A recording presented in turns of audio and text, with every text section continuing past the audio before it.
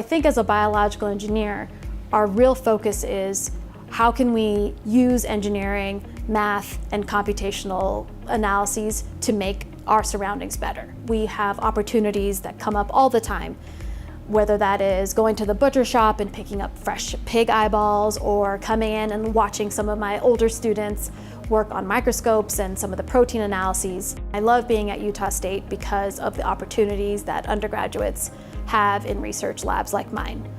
It's a really good place to learn about a bunch of different types of research. Undergraduates are really able to actually get involved and see if they have a real passion for research. So that's kind of why I picked biological engineering, because I could be an engineer and do all those things that I loved and also still have the chance to go give back and to help people. Not very many people get to enjoy their job in college, but I have loved mine.